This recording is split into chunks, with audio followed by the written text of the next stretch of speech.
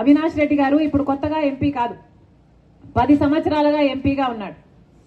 మరి 10 సంవత్సరాలుగా ఎంపీగా ఉండి అవినాష్ రెడ్డి గారు కనీసం కడప స్టీల్ ఫ్యాక్టరీ కోసమైనా ఒక్క పోరాటమైనా చేశాడా? కడప స్టీల్ ఫ్యాక్టరీ అన్నది రాజశేఖర రెడ్డి గారి కళ.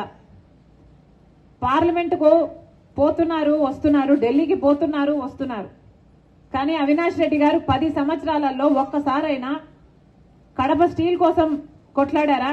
అక్కడ ఒక ధర్నా చేశారా? ఏదైనా సాధించుకొచ్చారా?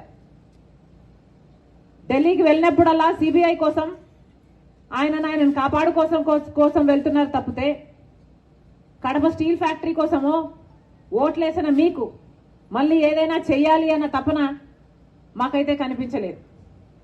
కాబట్టి ఈరోజు రాజశేఖర రెడ్డి బిడ్డ ధైర్యంగా నిలబడింది. నేనైతే మేలు చేయగలను అన్న నమ్మకం నాకుంది.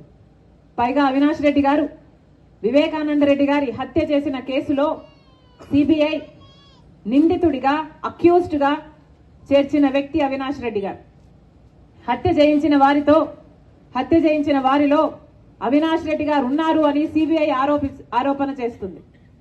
మరి 5 సంవత్సరాలైంది వివేకానంద రెడ్డి గారు చనిపోయి, హత్య చేయబడి, గొడ్డలితో 7 సార్లు నరికి వివేకానంద రెడ్డి గారిని హత్య చేయడం జరిగింది. 5 సంవత్సరాలైంది. ఈ రోజు వరకు కూడా వివేకానంద రెడ్డి గారి హత్య కేసులో న్యాయం జరగలేదు. సునీతారెడ్డి వివేకానంద రెడ్డి గారి బిడ్డ, తిరగని కోర్టు లేదు, ఎక్కని మెట్టు లేదు, తట్టని తలుపు లేదు న్యాయం కోసం. 5 సంవత్సరాలుగా పోరాటం చేస్తున్నా కూడా ఈ రోజు వరకు న్యాయం జరగలేదు. ఎందుకంటే సాక్షాత్తు జగన్మోహన్ రెడ్డి గారు ముఖ్యమంత్రి హోదాలో ఉండి అవినాష్ రెడ్డి గారు చేయించారు అని సిబిఐ చెప్తున్న అవినాష్ రెడ్డి గారిని కాపాడుకుంటూ వచ్చాడు జగన్మోహన్ రెడ్డి గారు.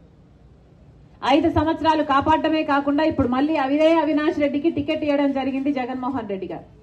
అంటే జగన్మోహన్ రెడ్డి గారు చెప్పదలుచుకున్నది, ఇలా హత్య చేయించిన వాళ్ళే మళ్ళీ అధికారంలోకి రావాలి, అధికారం వాడుకొని తప్పించుకొని తిరగాలి, ఇలాంటి వాళ్ళే మళ్ళీ చట్టసభలకు వెళ్ళాలి అని.